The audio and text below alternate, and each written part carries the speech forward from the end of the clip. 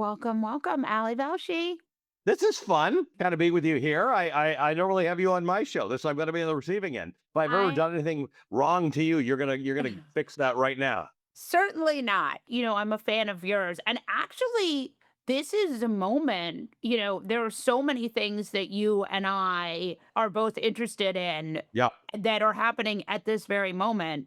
And I think we should start with the Epstein files being bad. This Trump, I'm sure you saw this, but this Trump news that Trump had put, I mean, this is just senior de- senior department Justice Department publishes documents with sexual allegations against Trump. They're back. Yes. Yeah. And here's the thing I think about. This Trump administration, from the Department of Justice on, is all about loyalists, right? Like people have to Hmm. be reminded. Pam Bondi was Donald Trump's lawyer. Uh, Hmm. Todd Blanche was Donald Trump's lawyer. And the thing people need to think about is that once you're somebody's lawyer, your legal obligation to them and to your attorney-client privilege never ends. If they stop being your lawyer, they cannot tell the public things that you've discussed with them. Number one. Number two, this is why you don't have your lawyers do this stuff, because this will all come out one day. It may Right. not come out during the Trump administration. It may come out after the midterm elections when the Trump administration realizes they're in real trouble. It may come out when Todd Blanche and Pam Bondi realize that they do not have the protections against prosecution for Right. lying under oath that Donald Trump has. But it will come out one For day. sure. There will be a real administration, a real Department of Justice that will get to the bottom of this, and they'll get all the documents, and they will actually speak to the actual witnesses, and the truth will come out. My concern, Molly, is that as I cover this war in Iran, I'm thinking to myself, is this the Epstein war? Like, is all that happens now a way to get you to stop talking about Epstein on a daily basis? And this is my theory of the case, right? It's a war without a cause.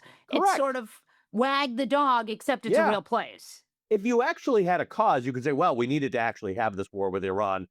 Weird that we're doing it now, timing wise. But no one's made the case. No Right. one has actually made the case. And on Saturday night, the first bodies will be brought back from Iran, the first American Six. bodies, Six six bodies. I Americans, think right? five will be brought, four or five will be brought back on Saturday night. And that's where it's going to start to hit home. I think we become numb to this with all the deaths in Afghanistan Yeah. and Iraq. But the fact is, you're now going to see that people are dying for you not really being able to articulate a reason for this war. And I remind people, it's not that long ago this administration lied about stuff, right? They said that Venezuela was about drugs. First of all, they said it was about fentanyl. There's no fentanyl that Right. comes from Venezuela. Right. Then they just China. generally said about drugs, but the boats that they were bombing were headed not to America and couldn't get to Right. America anyway. And then within an hour of that thing, Donald Trump comes on and says it's about the oil, Right. right? So they lied to us then. I don't know what the story is. Is this oil? Is this something else? What is this war about? You're not supposed to say this, but Marco Rubio did say it was because of Israel, Which is which also weird. Are it, we renting out our army now to our military to whoever wants it? and it's an insane thing to say. I mean, even if it's true, so much of American life is built around the idea that it's not true.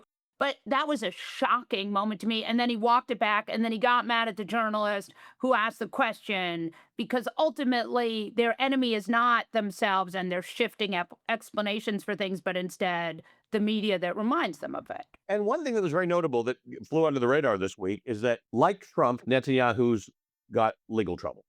And continuing to be the prime minister of Israel, like Trump, is his best inoculation about against getting into any sort of trouble. He's supposed to have an election this year. It hasn't been called yet, which is a little bit weird. And wars generally get people to rally around the flag. Right. But there has been some pressure on the Israeli president, Herzog, to pardon Netanyahu, and he won't do it. So Trump threatened Herzog with some sort of personal sanctions on him for not pardoning. I mean, this is what a weird Right. story. Donald Trump's involved in internal Israeli politics now to protect Netanyahu. Like, the world's upside down. Right. And I want to get to your idea of rallying around the flag because I think it's important to realize that this war is a war. I mean, I don't know what else It's to a call war. it. It's a war. Yeah. Yeah. And it's dragging in different, the Emirates are now involved, the UAE. I think it's very hard to keep this contained. Is as unpopular as anything has ever been. I don't know who said this first, but Rick Wilson always says it to me, which is your war will never be more popular than it is on day one. 100%.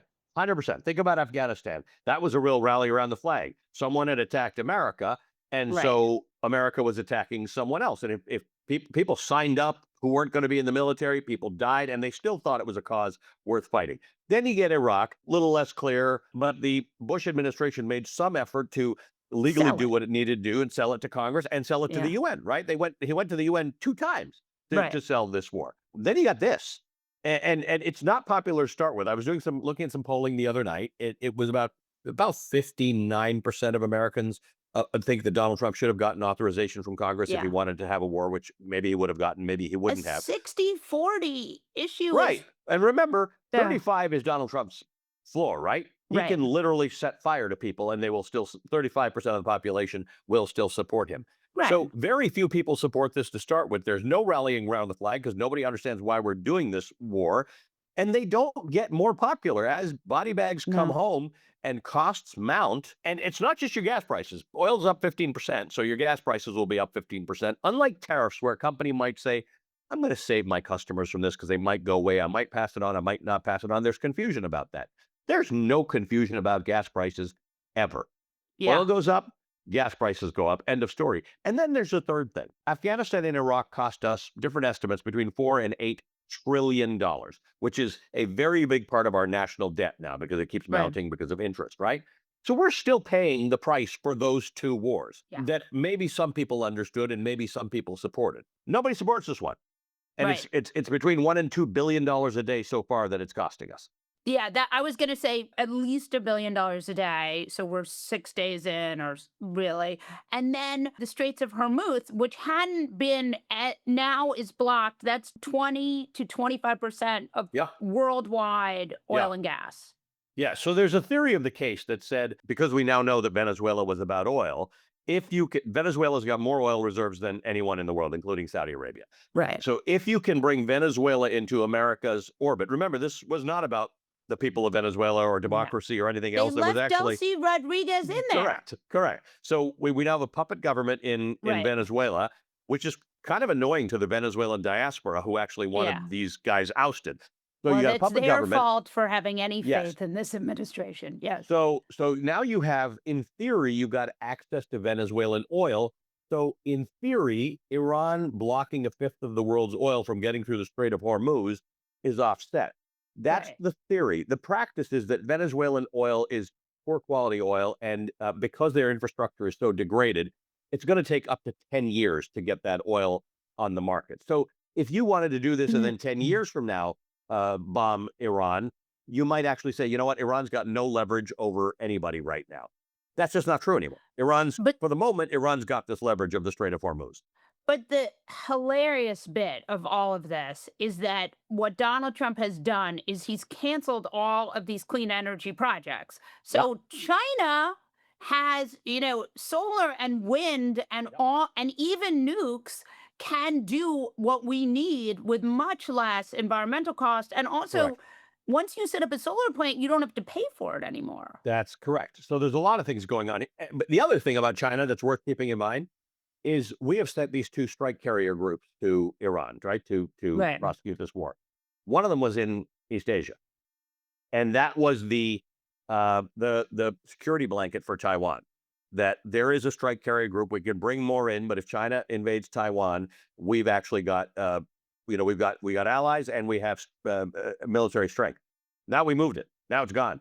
China's might be sitting here thinking this is a good time to take over Taiwan. Now what's America going to do? They've got a war in Iran that they need all those carriers, and then they've got this war here. And by the way, a lot of that military naval power in and around Iran is because of the Strait of Hormuz. America is Right. the only naval power that can push back on Iran trying to mine the Strait of Hormuz or send missiles across. It's 21 miles at its narrowest point. So that's one channel this way and one channel the other way.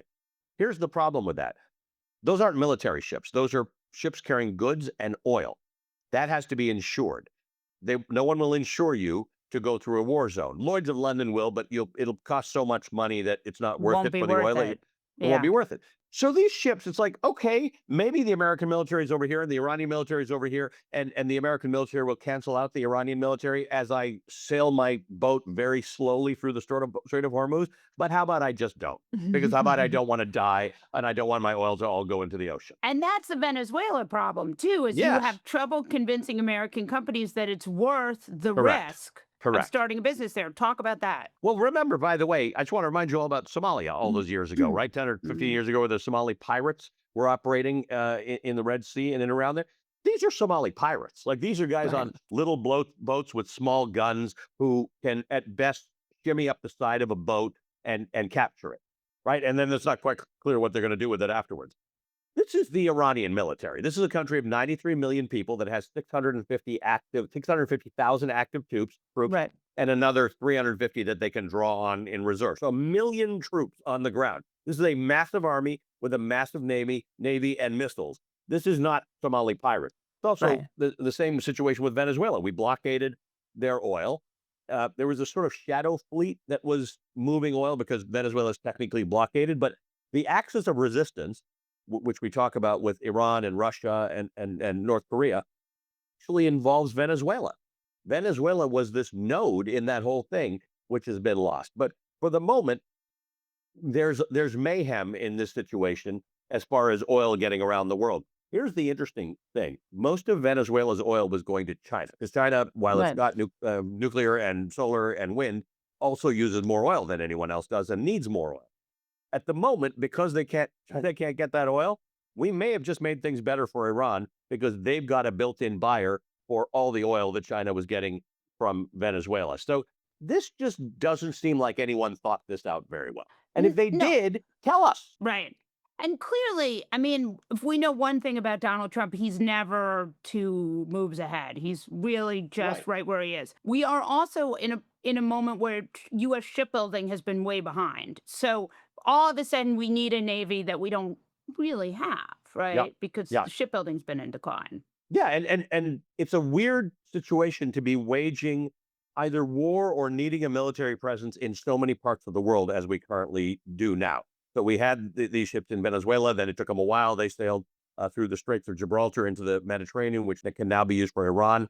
Then we took the Abraham Lincoln Strike Group, moved it into the Red Sea, and then we've got this tension in Asia. This would make sense if you're the non-war president, right? You're Right. the FIFA Peace Prize winning president, the first one in history. You're a contender for the Nobel Prize, apparently, until Machado gave Donald Trump her Nobel Now he Prize. has one. Now So he's got one. yeah. Like, this is a weird position to be in if you're this administration, right? The administration that Yeah. says we're not doing forever wars, Ending we're not going to foreign be the world. wars. Yeah. Wild. We've got Um, wars and we don't have enough Navy for all the wars we either are in or might need to be in. the good news though is FIFA is not going to ask for that prize back. Correct. Weirdest thing in the world. No. That There, that yeah, that made a prize you get to keep. I think the theory here, though, is that why Trump, I think, thinks he's successful is because he does these sort of regime change without regime change. You keep the regime yes. in, but you make it look like you're changing it, but he can't do that. No, because it's really hard and really complicated. So Venezuela, um, there's a Venezuelan diaspora that would have been very supportive of Donald Trump getting rid of the communists, right? Right. But he didn't.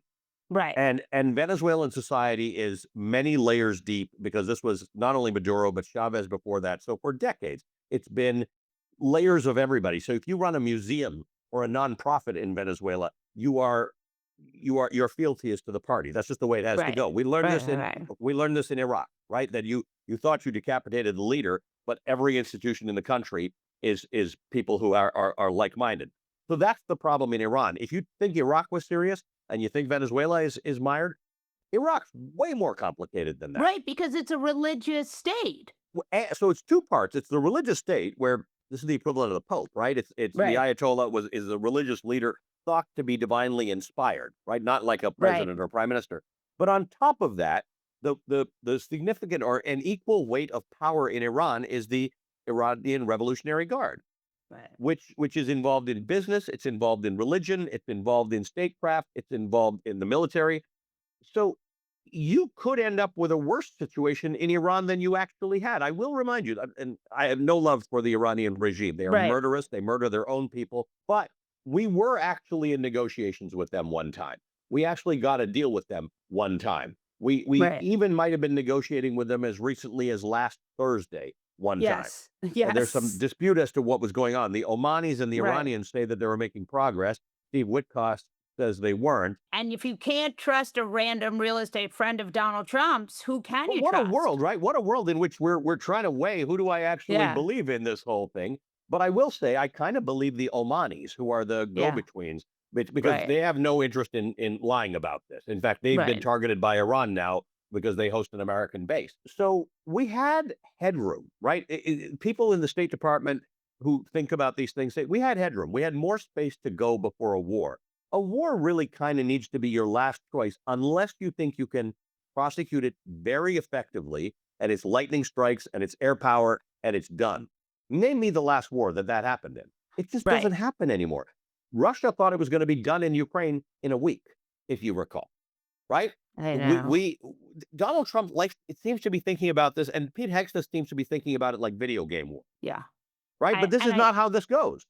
No. And I mean, and we haven't had, and the drone stuff is really game changing. I want you to Yeah. talk though about the jobs numbers because these jobs numbers are bad. Talk Yes. us through them and explain what's going on. So normally you should be creating 150,000 net new jobs a month as your floor.